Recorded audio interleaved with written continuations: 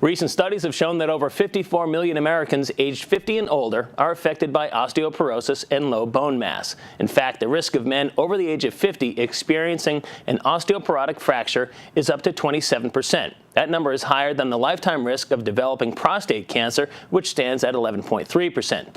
Helen Kelly dealt with 27 years of progressive osteoporotic bone loss, which she was able to bring to a halt. She and her daughter held a forum at the Kingston Council on Aging, and PCN dropped by. 73 years old.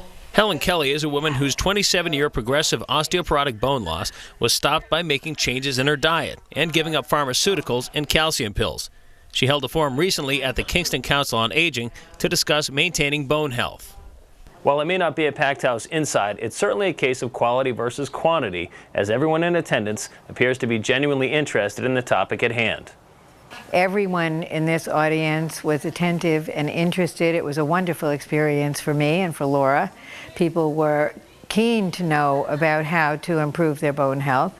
They're aware of a lot of the problems. They're aware of the literature, questioning the pharmaceuticals.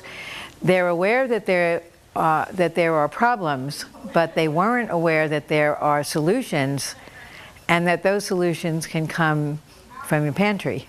The Laura she mentions is her daughter, a primary care physician who joined the discussion from her home in Los Angeles via Skype. She's a medical doctor, and I'm a science writer. So together, I find the words to write down what we know, and she knows it. It's her belief that the problem with the Western medicine culture is that they want to target the illness directly with a medicine, rather than focus on the whole body and create a balance. Osteoporosis is not a disease, but osteoporosis is deficiency of minerals and balances. So if you restore the minerals and the balances, it's not a Western perspective. So when my doctor did a bone density test and said, you have osteoporosis, your bones are thinning, I'm going to give you a medicine that's going to stop the natural process of disintegrating the broken down bone. So it stays there in your bones and it looks thicker when you do a picture.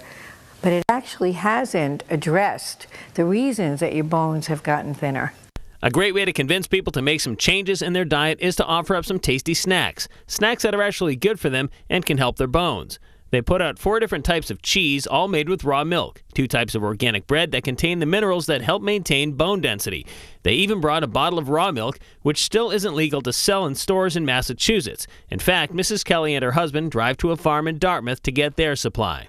I hope that everyone here understands after they leave that they can take charge of their own bone health. From the Council on Aging in Kingston, I'm Brian Sullivan, PACTV Community News.